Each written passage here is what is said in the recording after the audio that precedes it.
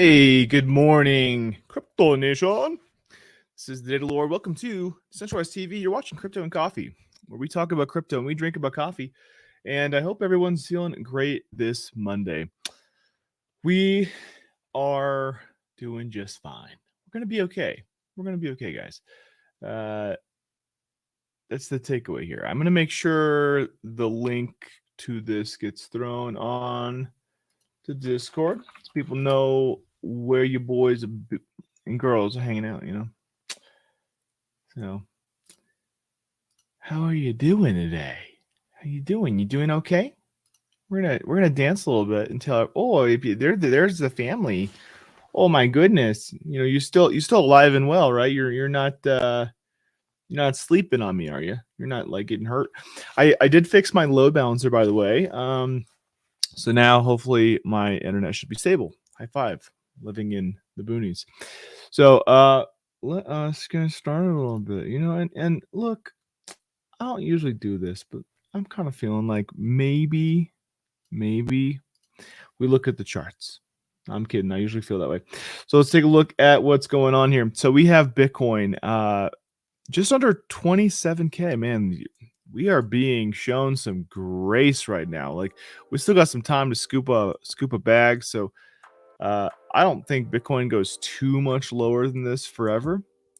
We might want to pay attention. Might want to pick it up. I don't know.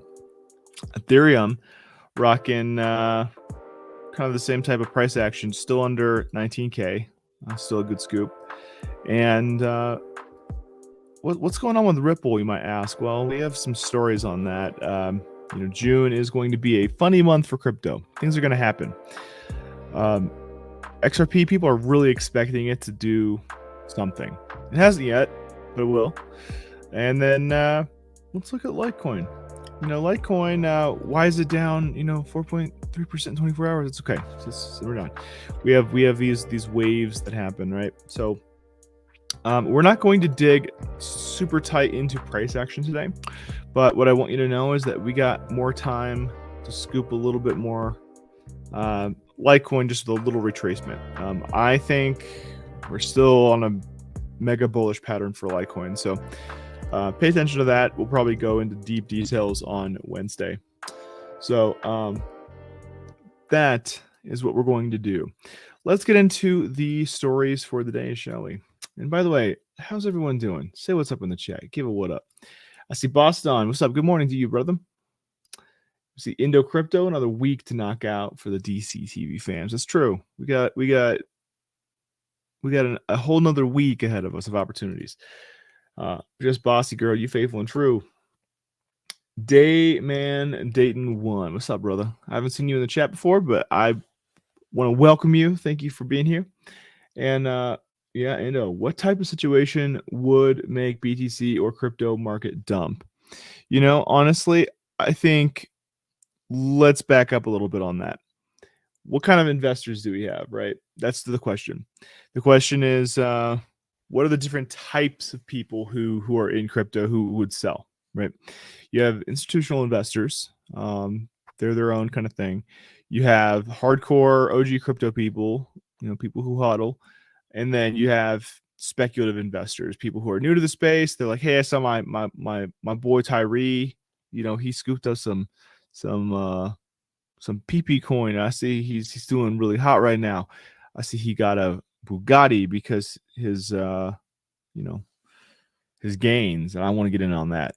That's a totally different type of person. Each one of those like profiles, those are different types of people. Trust me, they are. There's get rich quick, there's get rich in the long run, and there's we're already rich.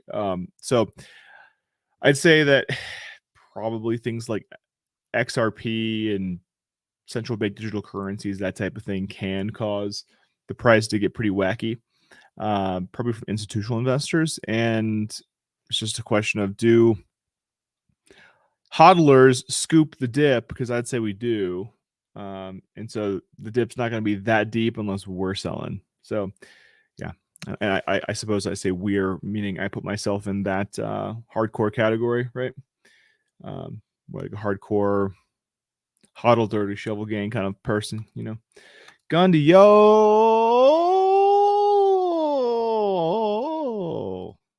Sorry about that. Good morning, Crypto Nation. I see you, brother. So, shall we get into the rough and ruckus? Look, I'm just gonna say it. I'm gonna say it. We're gonna get into it. Atomic Wallet got hacked. It's true. Atomic Wallet got hacked. Fake refunds lure more victims. So let's read this, bro. In the aftermath of the Atomic Wallet hack, a new threat has emerged. Scammers. Bum, bum, bum. These opportunistic individuals exploit the chaos and confusion surrounding the hack to victimize the already affected users further. Man, Batman would punch you in your face. The hack, which occurred on June 2nd, 2023, has led to over $35 million in losses for the crypto community. While the hack affects less than 1% of the Atomic Wallet's monthly active users, individual losses were significant according to on-chain data. The largest single victim lost $795 million in USDT. So a single person lost 8 million. Dude, if I lost 8 million, I'd be pissed. I will find you. So yeah, that's como se dice no bueno. And that's why we are the Dirty Shovel Gang. That's true. That's the reason. So let's look into this, shall we?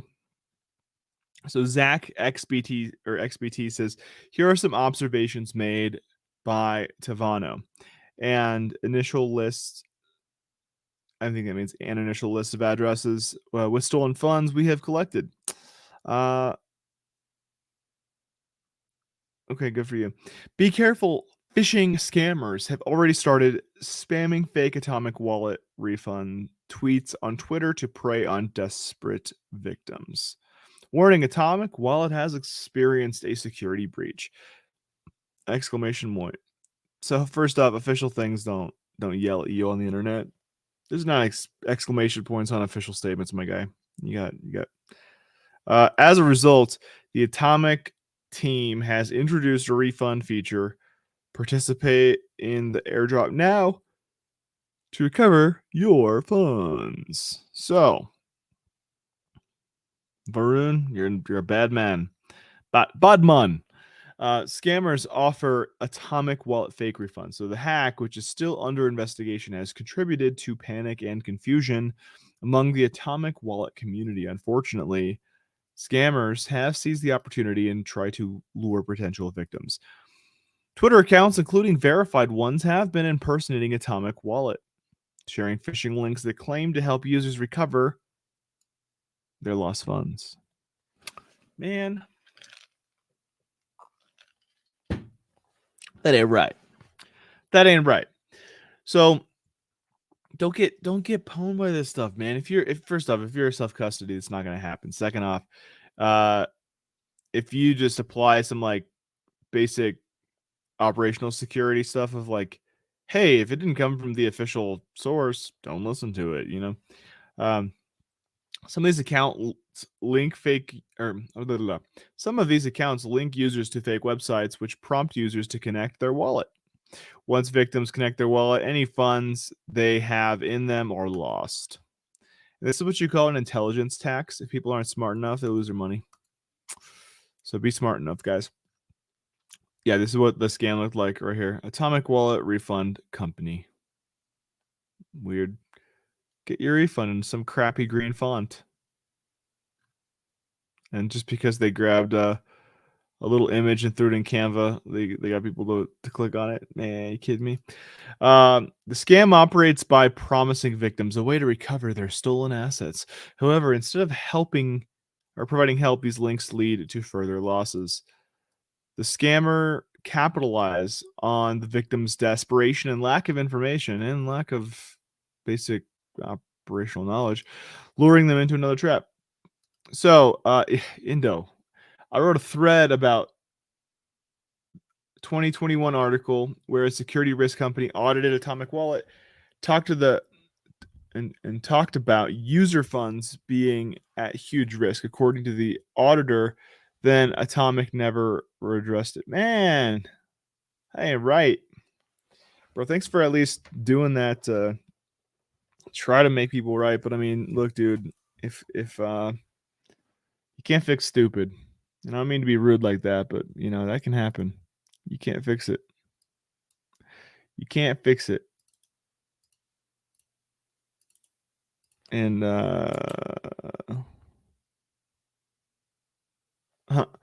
all good. So Atomic Wallet, the company behind the centralized wallet, revealed they are investigating the situation. Okay. Yeah. The company said they were working with centralized exchanges to block the stolen funds. So, look, I don't know if there's anything you can really help with this, man. This is an operational security thing. So, like, yeah, the OPSEC thing's bad, but it got compounded. This part, the second part where it got compounded, where people are falling for phishing campaigns, bro. Don't fall for phishing campaigns. That's like, I don't even click on emails anymore, man. Email just, it seems like every email I get is like bullshit. So what are you gonna do? What are you gonna do? And I hate email anyway, so nice try. It's like, oh look, this person messaged me on Discord and they want to give me one whole Bitcoin if I just give them my public and private key. You're like, don't do that. Don't do that. Listen carefully. Don't do that. I'll slap you in your head. Don't do that. So, JP Morgan uses blockchain for 24/7 dollar transfer with Indian banks. JP Morgan applies blockchain to interbank US dollar transactions in India amid growing signs of global de-dollarization. That's okay. And also, outside of JP Morgan, there's an enormous ant with lightning legs. You can see it there. It's in New York. I'm just kidding. It ain't there. That's silly. YOLO. Yeah, people, you only live once. Might as well get hacked. Global financial service companies like JP Morgan continues exploring the benefits of blockchain, deploying the technology to eliminate some restraints of traditional finance. The banking giant has partnered with 6 major Indian banks to introduce a blockchain-based platform enabling interbank settlement of US dollar transactions, Bloomberg reported on June 5th. The participating banks include HDFC Bank, ICICI, that's stupid, ICICI, Axis Bank, yes, Ind Bank, and JP Morgan's own banking unit, a true banking unit, at Gujarat International Finance Tech City, or GIFT City. Wow, what a gift. The blockchain project aims to expand the capacity of the existing settlement system, which is good. You need to. JP Morgan's senior country officer, Kustab Kulkarni, what a name. According to the exec, the platform will allow the banks to process instant transactions 24 hours a day, 7 days a week. Under the current interbank settlement system, transactions could take up to several hours.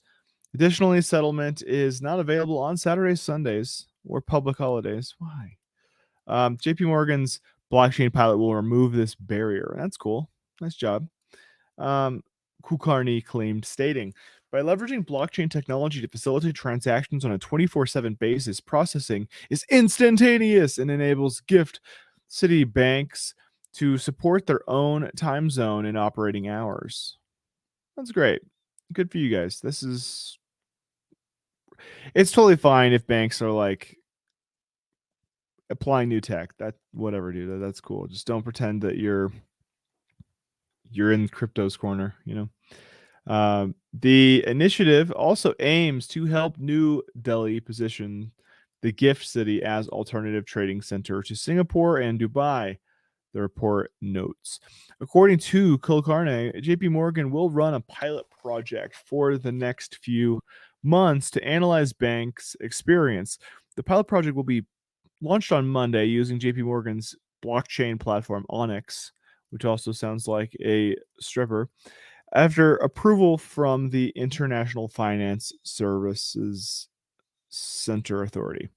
So, as previously reported, JP Morgan launched its Onyx blockchain-based platform in 2020 Aiming to improve the quality of wholesale payment transactions, the bank reportedly processed nearly, this is cool, $70 billion in short-term loan transactions via Onyx as of April 2023. The news comes amid JP Morgan currency strategists pointing out some signs of emerging de-dollarization. De-dollarization is evident in FX, foreign exchange reserves, where the dollar shares has declined to a record as share in exports, but is still emerging in commodities, the strategist said. And Damon Dayton says, thanks for the info. I was hacked. It's been hard a couple of days. Man, I'm sorry to hear that. I hope Atomic Wallet does the right thing. Yeah, just don't fall for those phishing things, dude. You got this. Don't fall for the phishing stuff. And also, uh, you know, basically, what should you do if you got hacked on Atomic Wallet? Well, one, pay attention to the official Atomic Wallet communications. They're probably going to have something about, returning users' funds. There's a lot of public eye on that.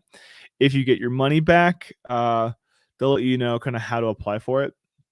And the other piece there is don't use that anymore. Make sure from here on, you are using something where you're holding your own keys.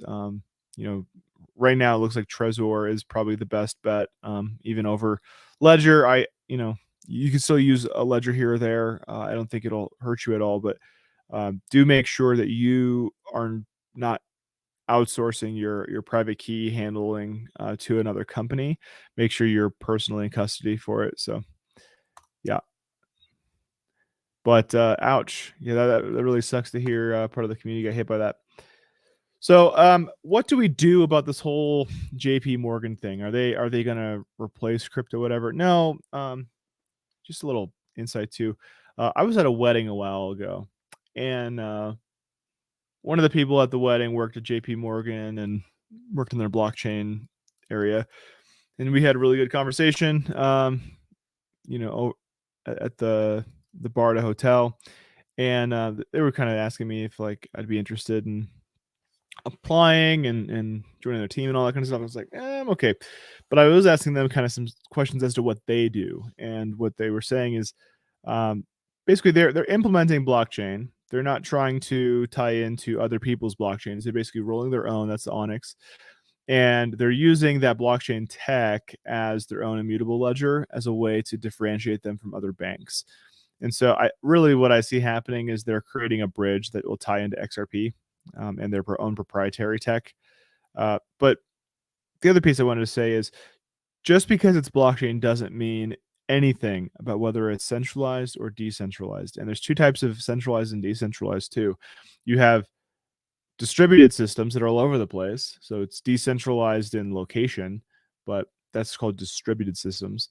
And then you have decentralized in power, meaning different people own the different servers, and they would all have to be on the same page to coordinate to do wrong by anyone else. That's decentralization of power. Okay. You have to make sure that your platforms are decentralized in power and their distributed systems, both. If they're not both, then you're still running into the same issue where one person could be fire the laser beams and then you get hit. So,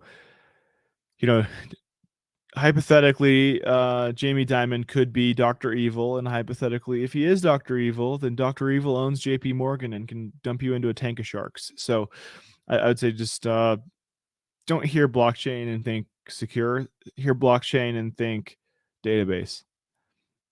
Hear decentralized and think secure. Okay. That's my info for you. So looming June fear. I'm just kidding. FOMC meeting rolls Bitcoin market. So let's take a read at this, huh? Wow. I love it when they do that. So basically, TLDR, the Federal Reserve's actions, specifically its interest rate decisions, serve as an external catalyst that influences Bitcoin's price movements, as noted by Swissblock. The recent NASDAQ and NVIDIA rallies have not significantly affected the cryptocurrency market, but Swissblock has observed that the fluctuating likeliness of interest rate hikes has impacted Bitcoin's price movements. So, yeah, there's still a tip in the scales. Recent events related to the U.S. debt ceiling debate have resulted in higher than anticipated target range for interest rates at the upcoming June FOMC meeting. However, once the debt ceiling was completed, the likelihood of the 25 basis points rate hike decreased from over 50% to 24%, according to Swissblock. So they expect this to stop happening. With just under 10 days to go until the next FOMC meeting, yields on the front end of the curve continue to increase, suggesting further rate hikes. So it looked like it was going to slow down. It's not going to slow down. The consumer price index CPI report scheduled for release on June 13th could have significant impact on the FOMC meeting rate decision the following day. So right here, maybe we see a flip-flop. And so why should you care about this? This affects maybe a crypto rally, but I still think Litecoin's going to have a rally because it has a halving, and it's the second largest cryptographically secured network. So probably should pay attention to that. And shortly after that, we have XRP decision ruling. We have China now in the space with Hong Kong approved for crypto exchanges for large cap coins. So we have some big pieces here, kind of creating the right components to give a breakout and actually have a little bit of a bull run outside of a bear market. So just pay attention. We have some opportunities coming up, I think. So U.S. congressman moves to stop the CBDC dead in its tracks. Introduces bill to block the Federal Reserve. So that's interesting. Yeah, and Gundy is not joking. Buckle up, Buttercup. It's not financial advice, but it's going to get bumpy. So when it gets bumpy, buy the dip. That's how. Like, I'll pause for a second. Real talk. If you want to make more money than the average people, do whatever they're not doing. That's just be a contrarian, and you tend to win. So, like, right now, is anybody like massively scooping Litecoin right now? Have like you heard rumblings at your workplace, like, oh, Litecoin? Like, no, you probably haven't. That's good because that means only crypto heads are doing it. So it's probably the right thing to do if you have these fundamentals that all look right and no one's listening. There's probably something that's about to happen. So same thing, like when Bitcoin's in the slump and people who are smart are DCAing and buying whatnot like that. There's no hype around that. There's no hype around DCAing in the bear market. But like when you're in a bull market, you're like, man, I wish I would have scooped some sub 27 Bitcoin. Man, I wish, like on the real, dude. You got to buy that dip, baby. I'm telling you. And by doing that, just by being principled, when everyone else is getting fear of missing out and buying in, like, and they're trading on a Robinhood, don't do that. Get off of Robinhood. Stop that. Bro, you get your Robinhood account yet? You trading Bitcoin? I talked to a bunch of people like that. And I'm like, bro, I got you, but get off of that. that's not how crypto heads are trading Bitcoin or Doge. And you frankly don't even have Doge. You don't have private keys? What's that? Okay, come here. Let's talk. So just be contrarian. You tend to kind of make more money. Yeah, always buy the dip. Yeah. Robbing your keys, robbing D's nuts. U.S. congressman moves to stop CBDC dead in its tracks. So let's read about this. A congressman in West Virginia's 2nd District is introducing a new bill that would keep the Federal Reserve from carrying out experiments related to the use of a central bank digital currency. In a new press release, Congressman Alex Mooney, that's a cool name, Alex X Mooney, sounds like a Street Fighter player, bro, introduces the Digital Dollar Pilot Prevention Act, which aims to close a loophole that would allow the Federal Reserve from running a pilot program designed to test the feasibility of issuing a CBDC. This bill would prohibit the Federal Reserve from establishing, carrying out, or approving a program intended to test the practicability, that's weird, practicability, of issuing Practicability. I see. I was playing myself pronouncing it weird. Of issuing a CBDC. According to the press release, more than a dozen House Republicans have agreed to serve as original co-sponsors of the bill. Says Mooney, Congress cannot give an inch when it comes to CBDCs. CBDCs would threaten the liberties of law abiding Americans and are being used by authoritarian countries right now to crack down on dissent. That's well said. That's why closing this pilot program loophole is so important to prevent the Federal Reserve from bypassing the will of Congress. I'm proud to introduce this legislation to do exactly that. Dude, this guy's got stones. Shout outs to any politician, red or blue, who's gonna, play this way. That's man, that feels good. Yeah. Hey, Damon Dayton, all love, bro. Thanks for stopping in. The press release also says that House Republicans have been clear in their stance that the Fed has no legal authority to issue a CBDC without the approval of Congress. According to the document, CBDCs raise major privacy and government surveillance concerns. Right now, China is circulating its CBDC as part of a pilot program which will be used to monitor the transactions of its people and restricting bank access to government dissenters. Legislation is needed to ensure that the Federal Reserve cannot make an end run around Congress and issue a CBDC as part of any pilot program while stopping its current development dead in its tracks. So, dude, stones. This guy's got balls. So pay attention to Alex X Mooney. This guy's doing some interesting work. And this is the fellow right here. So West Virginia's 2nd congressional district. So it looks like he flat out calls it, says Digital Dollar Prevention Act. Explains right here why they're a risk because there's surveillance. Like, this dude's just on it. So definitely look for people who are supporting that type of legislation, just promoting freedom and making sure that the central bank's digital currencies don't become shackles we can't get out of. So Codebug, what's up, brother? I see you. Long time no see, Cookie. How you doing? Crypto news reports U.S. senators express concerns over El Salvador Bitcoin adoption. What's going on?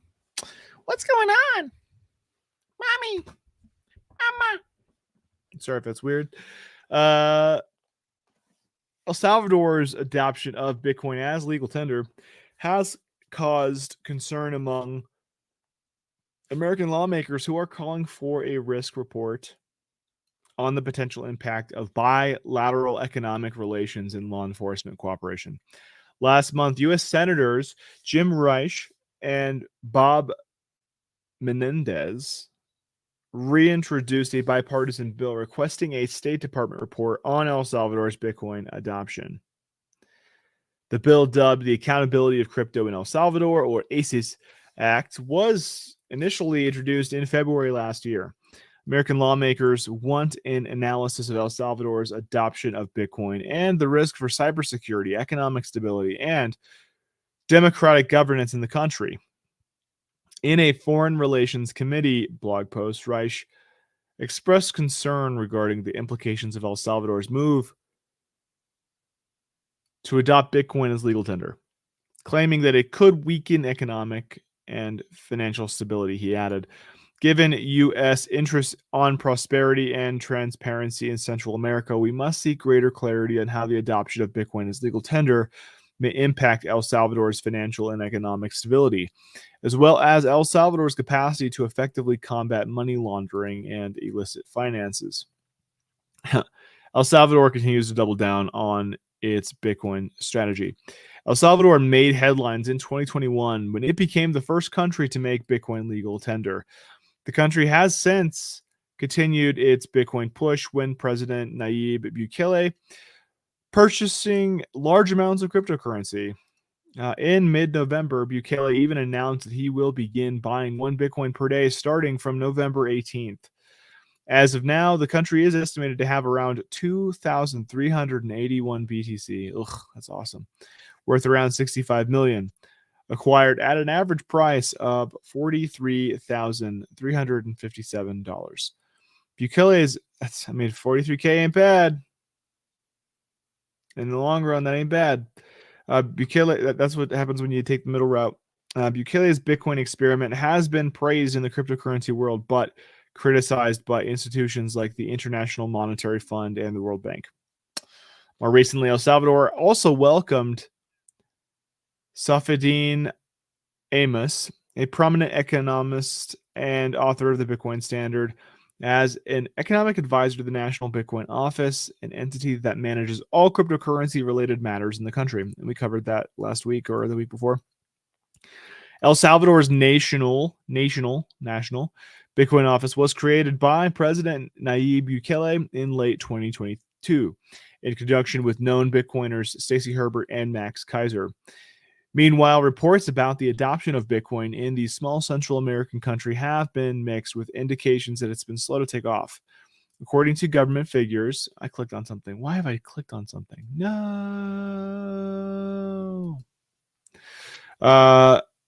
Of all remittances made to El Salvador. Get the heck out of here. No. Get the heck out of here. Okay, there we go. In fact, for this same reason, the government promised that BTC would provide more options and greater convenience for those sending and receiving remittances. So this is people who live outside the country who are sending money into the country, right? That way their family can actually spend the money they're making elsewhere. Yeah, dude. Get your passports, DCTV gathering in El Salvador. Yeah, who knows? Who knows what will happen? The country even launched a dedicated BTC app designed in large part to facilitate BTC remittances from overseas. But data from last year showed that only 2 in 10 people who initially downloaded the app are still using it. So it's got low adoption. That's okay. So what I want you to see here, though, is that there's a lot of naysayers that don't like what's happening here. These U.S. senators, what I think is so funny about this is these U.S. senators are actually saying this. People, mind you, people who are bully on the U.S. dollar are saying this to people who are bully on Bitcoin. That we want to see you prosper and have transparency. We seek greater clarity on how adoption of Bitcoin as legal tender may impact El Salvador's financial and economic stability. Do you think the dollar contributes to financial and economic stability? I mean, real question. Do you think that? Do you think the dollar combats money laundering and illicit finances? Because I'd argue that like those principles exist within the dollar and exist probably more prominently than they do in Bitcoin. I'd be interested to see a study on that. Like, 1 Bitcoin equals 1 Bitcoin, but $1 is constantly a moving value. So I don't know, man. You tell me. You tell me who's combating money laundering. I don't know, man. You tell me. U.S. banking system will lose massive chunks of wealth from American businesses seeking yield. Arthur Hayes. So BitMEX founder Arthur Hayes says that U.S. banks are about to take another hit in the balls. I put that part in. This time from businesses looking to outperform low interest rates. Interesting. So writing in a new essay, Hayes says that the recent exodus out of the U.S. banking system will likely get worse. Yeah, probably so. I mean, look, good business is mutually beneficial. So if you have terms that aren't good, like, why should I do business with you, right? Find terms that are better. So it's getting bad for the U.S. banking system. According to statistics compiled by the Federal Reserve Economic Data, or FRED, that's a weird acronym, depositors yanked $30 billion out of U.S. bank accounts from May 10th through May 17th. So in 10 days, $30 billion yanked. Ouch. The numbers represent an increase of more than $4 billion over the previous week. The U.S. banking system now has a total of $17.15 trillion in deposits compared to $18.03 trillion 1 year ago. Hayes says with the high rates now available on money market funds that invest in U.S. Treasuries, banks will likely see another wave of withdrawals from investors and businesses looking for better returns. Yeah, and they should. They freaking should. And yeah, Fred does sound like a meme coin. No joke. Legit. Yeah, I Dollar Fred is pumping. Yeah. Uh, Fred, every guy named Fred is pumping his fist. Over $1 trillion has been removed from the U.S. banking system since last year. The big question going forward is, will this exodus continue? Will businesses and individuals continue to move money from 0% yielding bank accounts into money markets yielding 5 or 6%? And I've talked with some financial advisors, and that's kind of what they were saying. They're like, we should at least put people's money in money market accounts, because at least if it goes into a money market account, you're going to get 5 or 6%, as opposed to just leaving it in your bank making $0.00. It just, that's good math. At very least, match inflation and put it into money market, and it's still liquid, right? So, and that's not me giving financial advice. That's what a financial advisor told me. So, logic tells us the answer is an obvious and resounding absolutely. Why would they not? If all it takes is a few minutes of their smartphone to 10x their interest income, the U.S. private sector will continue to pull money from the U.S. banking system until the banks offer competitive rates that match the last or the least, at least the Fed funds rate, dyslexia or something. Hayes is also predicting that a bull market is now ahead for Bitcoin, and BTC will not revisit $20,000 ever again. That's possible. I don't know if that's true or not, but that's possible. Either way, buy the dip. No matter what the dip is, buy the dip. Because if it dips, it's going to pump. I expect that Bitcoin will hold firm here. I do not believe we will retest 20,000 or come anywhere close. As money slowly trickles into the global risk asset markets, a strong base of support will form. Volatility and trading volume always disappoint during the northern hemisphere summer months. So I'm not surprised that degens plagued by boredom have checked out of crypto trading for the time being. I will use this time of calm to slowly increase my allocation to Bitcoin after the US Treasury general account is replenished. As more and more pundits start talking about what happens to billions of dollars printed by the Fed and US Treasury and handed out as interest, it will become common knowledge once more that the money printer is going burr. Or going brrr. I mean, how do you pronounce that? Is it brrr or is it burr? Tell me. And when the printer goes burr, Bitcoin goes boom. It does feel that way, doesn't it? Okay, what's up? So Andre, anyone says, my girl lost 20,000 last night while she was sleeping. This is devastating. Both hodling since 2019. We went to look at our house last Friday, and then we got robbed on Saturday. Dang, dude. I'm so sorry to hear that. So hold up, so you had 20K. You've been hodling since 2019. You just went to look at houses for Friday. You got robbed. Man, did someone break into your house and actually like steal your stuff? Is that what you're saying? That's crazy. I'm so sorry to hear that. That's terrible. So what do we see happening in this whole space here? Well, we see the banks are screwing up. We see that some politicians are saying, we're not going to go with the main program. We're going to look really, really, really smart. And then we also see a lot of banks kind of setting things up to get, XRP kind of set up and connected in with this main financial system. So I think really what we need to be doing is not listening to the noise. Instead, we need to be buying decentralized cryptocurrencies and making sure we're in self custody so that people can't take advantage of us and say things we want to hear and then not do what they agreed to do. And so, oh man, Andre saying, so your girl had 20,000 in an Atomic wallet and that got hacked and she got hit by that, bro. Man, yeah, it was on her phone. The seed phrase was never left the sage. They somehow took all her crypto. It happened to a bunch of people over the weekend. Yeah, that was our first article for the day. And what I was saying, anybody who got hacked by Atomic Wallet, you're the second person on the stream who said they got hit by it. You need to make sure you look at the Atomic Wallet's official. Oh, you never left the safe. I see. Yeah, make sure you're paying attention to the official Atomic Wallet communication. I mean, maybe it's their Twitter, maybe they have an official statement on their official website. But pay attention to that because they're probably going to tell you how they're going to recover things. Because my guess is they probably do have some sort of insurance. And then I would also say make sure that from here on you get something like a Trezor and throw your money on that and just make sure that your private keys are locked up proper. It sounds like your OPSEC was good, other than Atomic Wallet being the platform. So yeah, man, that's a cautionary tale, and thank you for sharing that with everybody. Gundy saying, yeah, it's Atomic Bomb Wallet. Yeah, no kidding.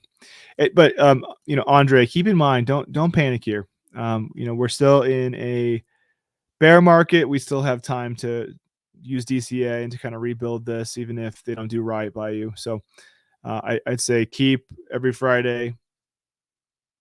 Yeah, every Friday, keep doing that thing where you're doing DCA. But you're right here. I mean, nowhere is safe, even with that whole ledger thing. I would say that keep in mind, even for free, if you're really going to play it like this, even for free, you can generate a Bitcoin wallet off of like Bitcoin Core. You can install whatever crypto core on a secure machine. You can have that generate a wallet in private keys and all that, and you can just write it down and have a paper wallet that you can reinstate that has only ever existed on your computer.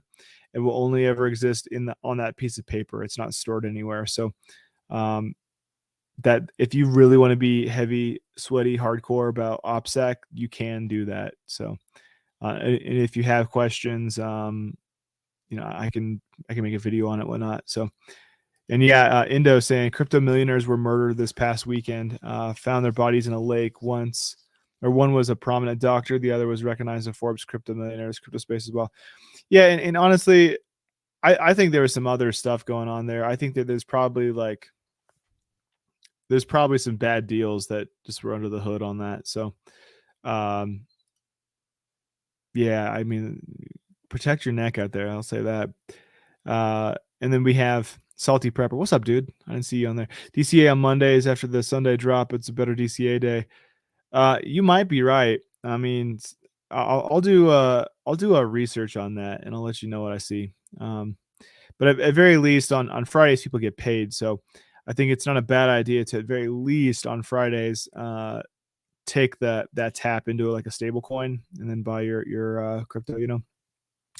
I'll look into that. I feel like I should have known that. I've been in the space for 4 years. That's cool. Just take it on the chin, keep it moving. Don't sweat about it. Just keep DCAing and building up your wallet. Get your OPSEC tighter, better, faster, stronger. We don't sweat it. I like early AM on Friday. Yeah, I'll do a research and I'll let you know what the stats say in modern time frames. But look, everybody, thank you so much for joining me here on Monday. I know it's been stressful for a lot of people. So, thoughts and prayers to everybody legitimately who had things stolen, Atomic Wallet. Let's be sure to not lose hope, but just keep DCAing and improve our operational security. Till next time, I am the Data Lord. This is Crypto Coffee on Decentralized TV, and I want you to keep calm and huddle on. Just keep calm, and I mean that sincerely. Let's keep calm. And are we gonna jam or are we gonna spaz out? Because I'm feeling like spazzing right now. I'm feeling like spazzing.